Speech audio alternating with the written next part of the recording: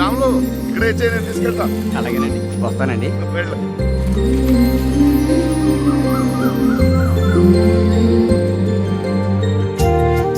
నమస్కారం అండి. పొద్దున ఎక్కడికి వెళ్తున్నారా? పొద్దున గుడి దగ్గర పనుంటే చూసుకుని ఇంటికి వెళ్తున్నా.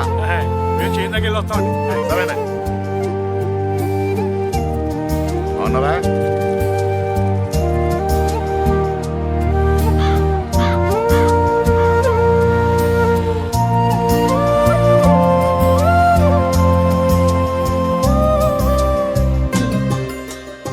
ఏంట్రా చూసి కూడా చూడనట్టు వెళ్తున్నావు?